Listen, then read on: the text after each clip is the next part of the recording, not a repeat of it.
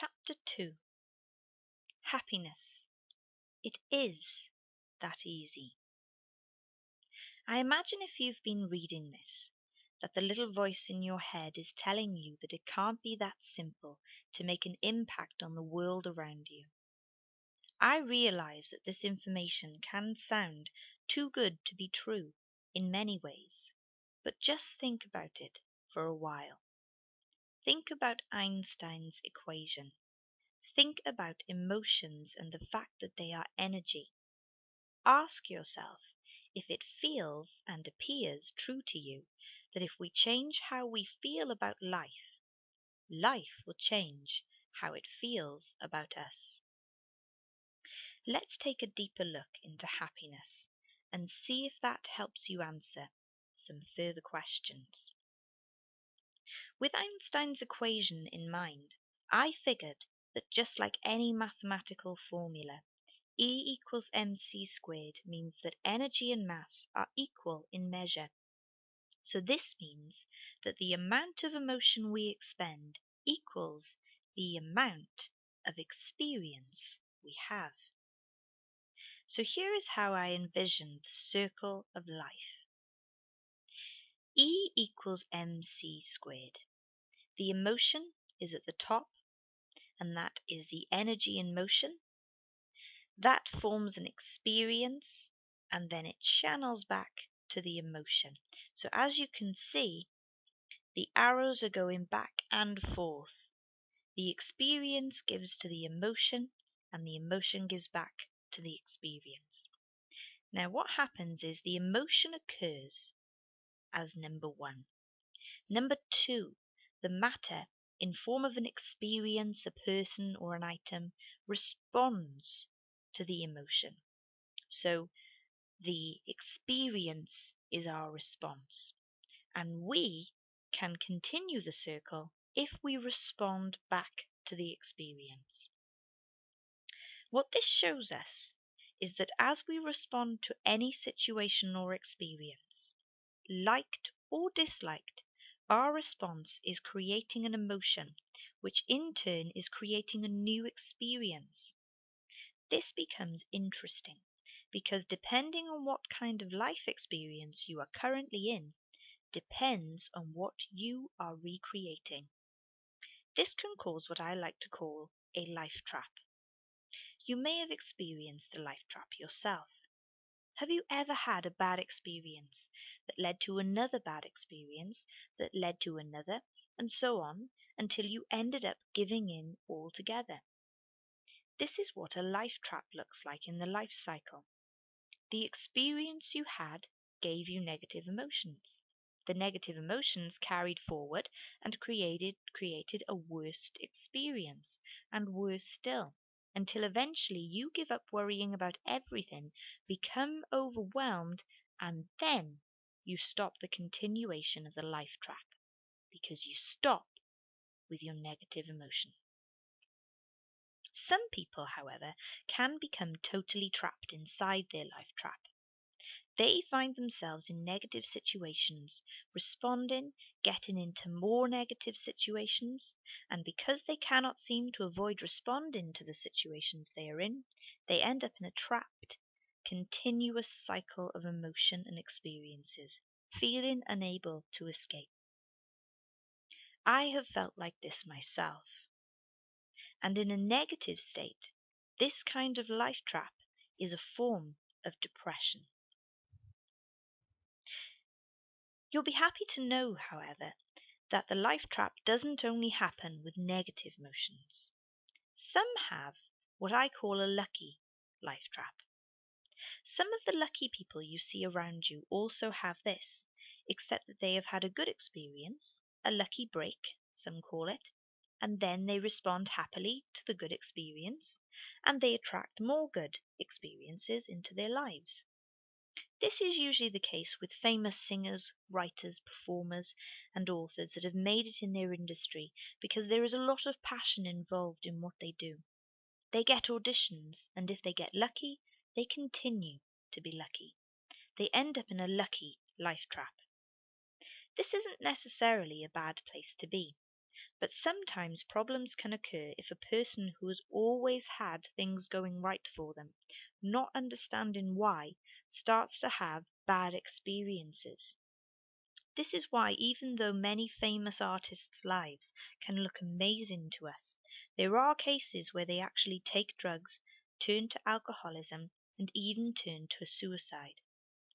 This is because when things do go wrong, they are so used to responding to life that when they do go wrong, they go very wrong, and that causes them a lot more distress. On a side note, the reason why I do not really think of lucky people as lucky is because luck is created through emotion and vice versa. The word lucky has become a negative word because it implies that the person who was a receiver of good luck did nothing relevant to get lucky. But this is not always true. Luck is actually a result of good feelings. It is a result of the powers of emotion. It is not true that some people are handed a beautiful life and others are not. Each one of us is handed the ability for our life to be beautiful. It is just that some people are trained to be more positive than others, and so these positive people can attract better things early on. Luck is not handed to a certain people. It is simply the law of EMC squared at work. So what stops us from being positive and receiving our good luck today? Most likely, nothing. But unconsciously, we do try to stop ourselves being happy. We have our reasons for this, of course, and we believe ourselves to be justified for our unhappinesses in life. Here are a few examples of our unhappiness justifications for you to be aware of. How can I be happy when there are people in this world who are starving? How can I be happy with my body while it looks like this? How can I be happy with my life while this is going on? This or that happened. I can't be happy. It'll look awful to this or that person. You actually find that the most unhappiness is because we feel unjustified for being unhappy. We don't think that we should be happy while it is justified that we should not be. So we starve ourselves of the very thing that will help the situation. And being happy does help. Remember Dr. Emoto and the water molecules. Good feelings have been scientifically proven to actually heal water, and that is what 90% of you and I and the earth is made up of. So when we are happy, the cells of our body actually change in response to us.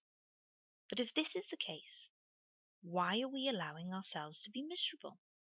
If happiness has the power to change our lives for the better, surely, when we learn this, we should feel far more justified to be happy despite, be happy regardless, be happy with or without, be happy, full stop. Maybe it's that we don't really understand how to do this. So, what is the answer? How can we do it? How can we become happy unconditionally? Happiness and neuroplasticity. Our brain is actually a wonderful thing. The world of science is just beginning to get used to the incredible and somewhat magical power we hold within our brains, and we are just beginning to understand the control you and I have over this wonderful part of our body. Neuroplasticity is key in understanding our personal power over our own brains, and it helps us to realize how we can take steps towards being happier if we only desire to. So here is how neuroplasticity works. Let's have a look. It begins with the brain. The brain is just like a computer that has the ability to access information and learn new information extremely fast. And like a computer, it is built up of a front-end system, the conscious mind, and a back-end system, the subconscious mind. The front end system is responsible for learning things via the five physical senses. As children, we begin to explore the world through these five senses. This is sight, sound, taste, touch, and smell. Our conscious mind then has a job to do. It takes in an image, hears a sound, tastes something, touches something, smells something, and then, using language, it labels these different experiences and stores them in our subconscious mind for quick access later on. Think of a computer system that has a labeling software. Once filled in, you can type in a word such as potato, and the labeling software brings up all you know about the potato. It tastes different. I like it when it's boiled. It is tasty as a chip. Potatoes come from the ground. The brain is exactly the same. As you grow, programming takes time. You have to fill in all the details. But as we get older and wiser, our subconscious mind starts to play an important part in the process. You can then type a word into your conscious, and your subconscious will automatically tell you all the details you know about that word or subject. This is, of course, incredible. But the only problem is the brain does not have the ability of reasoning what is good or bad for it, much like a computer. Some computers can be used to organize terrorism. Others are used for homework. Yet the computers are not aware of right or wrong, and neither are our brains. Our brains simply do what we tell them, or more than often, what our parents taught us to tell them. In fact, most of our beliefs were chosen for us, and we learned to believe them between the ages of 1 and 7, when our subconscious mind was in its downloading phase. The only problem is some of these beliefs support us and our dreams, and some do not. So how do we go about changing things? How can we change our beliefs? The process is simple, but just like riding a bike, using any process takes effort to start. In fact, I will use riding a bike as an example. The brain learns what we teach it. When you first begin to ride a bike, you can't understand how to control everything. It seems like a mission impossible, in fact, and as a child, you wonder why so many people make it look so easy. But after a while, your brain begins to do things naturally. You begin to ride. You hold your balance for a few seconds, and the first few times you do start to wobble, but eventually, as time goes on, and as your brain stretches these newly formed neurons, you find that you are soon riding your bike everywhere with ease. Your subconscious mind has taken over. This has happened to you many times since birth. You learnt to walk, using your conscious mind with your five senses. You then tried it out and practiced and learned some more until eventually, with a little time and a little effort, a little bit of falling over, and lots of practice, walking switched over to your subconscious mind, and now you do it with ease. The same can be done with happiness. Happiness is simple to change, but not necessarily easy at first, because just like walking, it takes time to build those neurons within you. What's more, you need to replace the old ones. You see, when you ask your subconscious to bring forth a subject, it also brings forth previous associated feelings on that subject. Let's take the subject of riding a bike, for instance. Now, to some of you, riding a bike has a great experience. It brings back childhood memories, happy ones. But to others, and in fact to myself, because I had a big accident while I was riding a bike as a child, I had to teach my brain to think differently so that I could learn to ride again. This is because fear kept stopping me. Every time before that, yes, every time I had thought of the word bike, my subconscious made the connections in my brain and warned me to be fearful with words like scary, big accident, lots of pain, hospitals, recovery, scary. What's amazing, however, is that if we want to change these connections in our minds and build new ones, we can. Remember neuroplasticity. I managed to change my emotional connections to riding a bike. I built new neurons that ended up replacing the old ones. It took some bravery, a couple of wobbly bike rides, and a beautiful summer, but I can tell you that it worked. Now, when I think of a bicycle ride, I think of fun. Rides in the lanes, sunny days, fitness, the wind in my hair, and I believe it. The old feelings of scary, lots of pain, big accidents, hospitals, and recovery, they are gone.